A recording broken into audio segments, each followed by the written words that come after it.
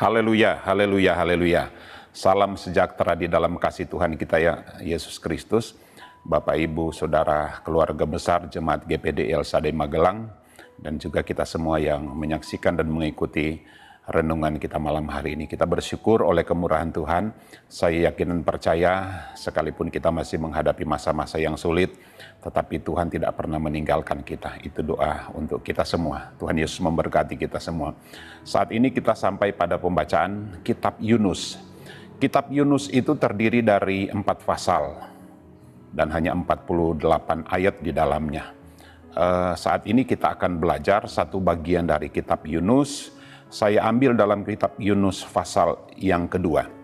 Yunus pasal yang kedua, ada 2 ayat di sana yang akan menjadi landasan dan menjadi perenungan kita saat ini. Yunus 2 ayat 9 dan 10 berkata begini. Yunus pasal 2. Tetapi aku dengan ucapan syukur akan kupersembahkan korban kepadamu.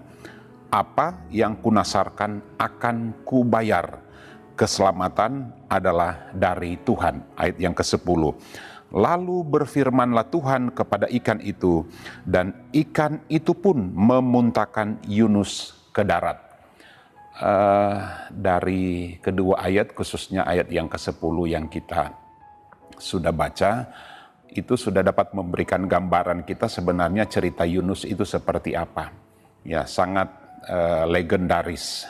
Ya, siapapun kita yang pernah mengikuti sekolah minggu di gereja pasti mengenal cerita Yunus ini. Ya, Yunus ini salah satu cerita dalam Alkitab yang mudah diingat, bahkan sering diceritakan, bahkan pun dihotbahkan di mimbar-mimbar gereja. Kita akan melihat tentang hal ini. Saya beri judul renungan saat ini, kuasa ucapan syukur. Sekali lagi, kuasa ucapan syukur.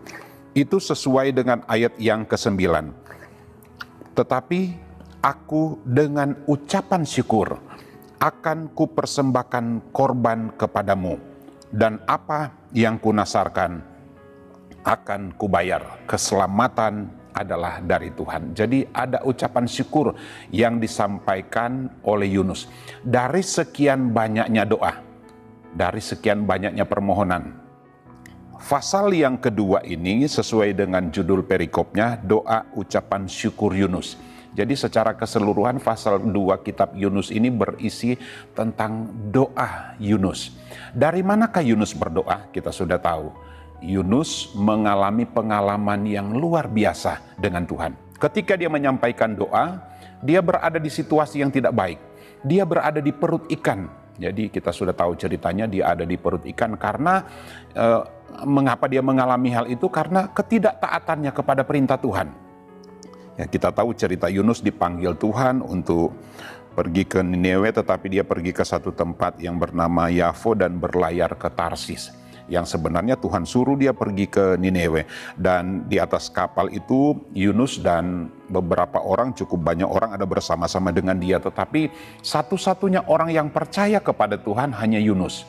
Yunus adalah seorang nabi Allah, seorang pemberita, seorang penyampai firman Tuhan untuk menyampaikan berita pertobatan kepada Niniwe. Tetapi dia tidak mengikuti kehendak Tuhan. Nah, di atas kapal kita sudah tahu ceritanya, terjadilah badai, kapal mereka dihantam badai dan mereka berusaha untuk menyelamatkan diri dengan membuang barang-barang yang ada di kapal. Tetapi yang terjadi pada pribadi Yunus, dia pergi ke salah satu bagian kapal dan dia tidur di sana. Dan setelah melakukan beberapa hal dalam cerita Alkitab, maka Yunus itu kena undi dan dia harus dibuang ke laut, sebab dia berkata karena dia adalah penyebab terjadinya hal ini. Tuhan menghukum dia sehingga dia harus menanggung ini. Nah, singkat ceritanya demikian kira-kira. Dalam ayat yang ke-9 pasal yang kedua, sekali lagi berisi doa dengan ucapan syukur. Ada banyak doa, mulai dari ayat yang kedua, ayat yang ketiga, sampai ayat yang ke-8. Bahkan ayat yang ke-9 ini adalah daftar yang didoakan oleh Yunus. Tetapi kita melihat ketika Yunus berkata, dengan ucapan syukur akan kupersembahkan korban kepada Tuhan. Dan ayat yang ke-10 luar biasa mujizatnya terjadi. Lalu berfirmanlah Tuhan kepada ikan itu, dan ikan itu pun memuntahkan Yunus ke darat.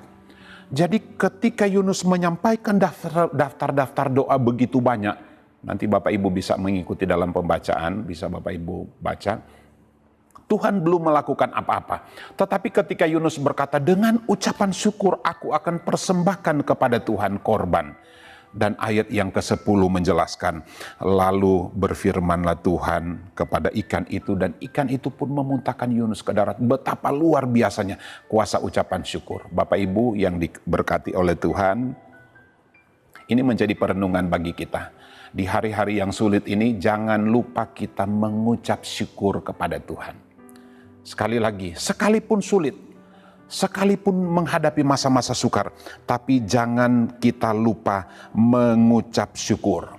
Mungkin hari-hari ini kita dipenuhi dengan daftar doa untuk kebutuhan kita, untuk kebutuhan hari-hari, untuk kesehatan kita, untuk masa depan, untuk anak-anak, untuk usaha. Ada banyak daftar-daftar doa. Sekali lagi, itu tidak salah. Ketika kita membuat daftar doa dan itu kita sampaikan dan doakan, ucapkan kepada Tuhan, itu tidak salah. Tetapi saya juga melalui kesempatan ini mengingatkan kita melalui kebenaran firman Tuhan, jangan lupa dalam kita berdoa, kita mengucap syukur kepada Tuhan. Sebab Yunus punya pengalaman. Firman Tuhan mencatat, dengan ucapan syukur aku akan persembahkan korban kepada Tuhan. Karena keselamatan itu hanya dari Tuhan. Dan ketika Yunus menyampaikan hal itu, firman Tuhan berkata, lalu Tuhan berfirman kepada ikan, dan ikan itu pun memuntahkan Yunus ke darat.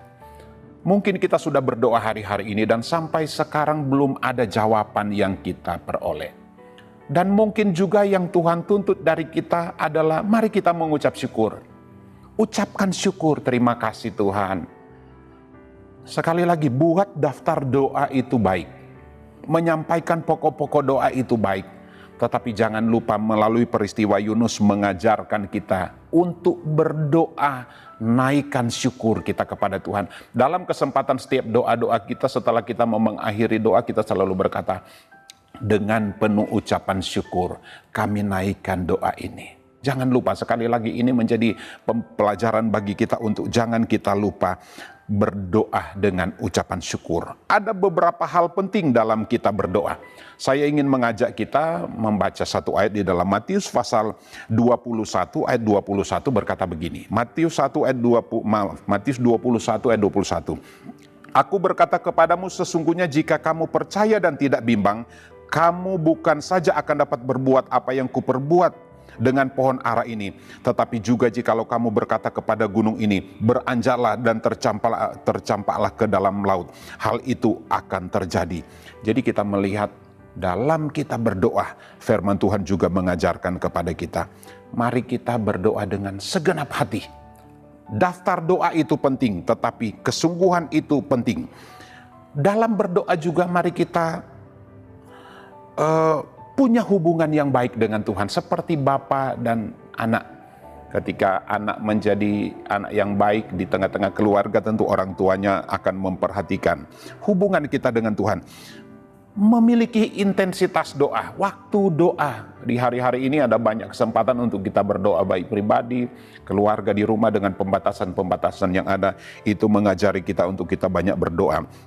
Pengalaman Yunus ini sekali lagi mengajarkan kita untuk dalam kita berdoa, jangan lupa kita mengucap syukur. Kita ingat Raja Daud, seorang raja dan dia adalah penulis kitab Mazmur.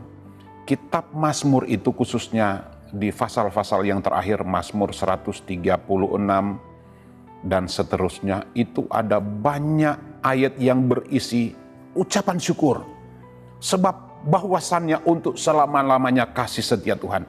Raja Daud di tengah-tengah kesibukannya dia sebagai seorang raja. Apa kurangnya dari seorang raja?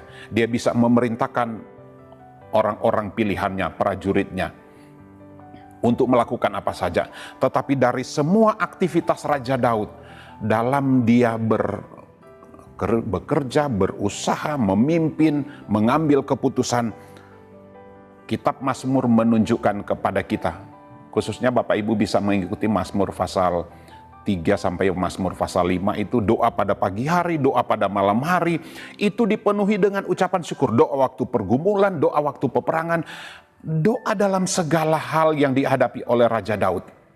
Dia tidak lupa mengucap syukur.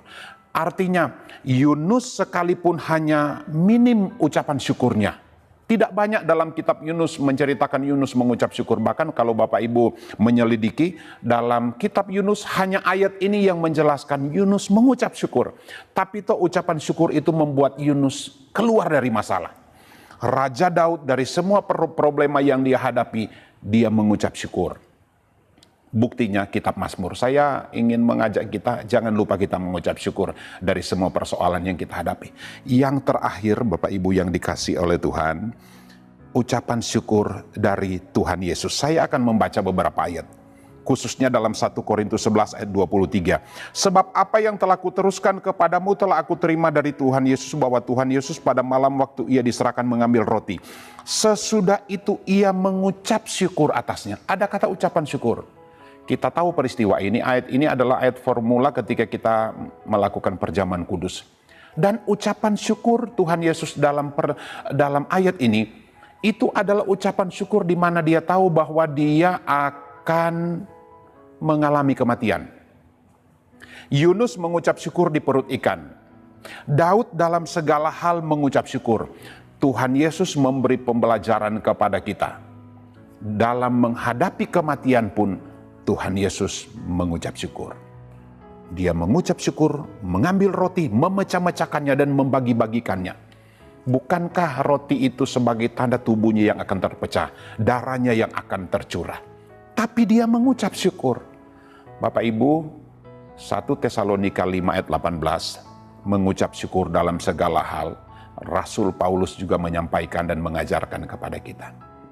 Menjadi perenungannya bagi kita, bagaimana rasa ucapan syukur kita di hari-hari ini. Masa memang sulit, keadaan memang tidak baik, situasi tidak memungkinkan, tapi melalui kebenaran firman Tuhan, Yunus mengucap syukur di saat sulit.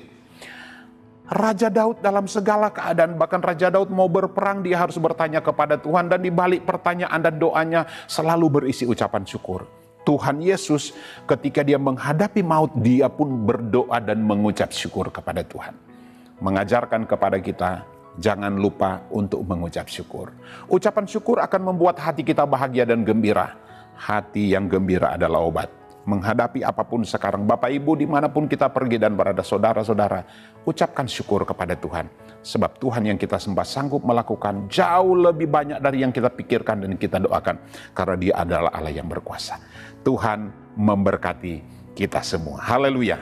Mari kita akan berdoa. Haleluya. Titah dan perintah Tuhan itu tepat, menyukakan hati kami keluarga besar Jemaat GPD El Shaddai Magelang. Perintah Tuhan itu murni, membuat mata kami bercahaya. Takut akan Tuhan itu suci, tetap ada untuk selamanya. Hukum-hukum Tuhan itu benar bagi kami keluarga besar Jemaat GPD El Shaddai Magelang. Adil semuanya. Di dalam Engkau kami dapat merasakan bahwa kami akan terpelihara di masa-masa yang sukar ini. Ada banyak hal yang sulit yang kami hadapi, tetapi Tuhan yang kami sembah, Tuhan yang berkuasa, Allah El Shaddai. Kuatkan kami, mampukan kami, sertai terus kami. Bawa kami untuk mengucap syukur dalam segala hal, sebab itu yang Tuhan inginkan bagi kami. Berkati kami semua yang sudah mengikuti renungan malam hari ini. Di dalam nama Tuhan Yesus Kristus kami berdoa mengucap syukur. Haleluya, haleluya, haleluya. Amin.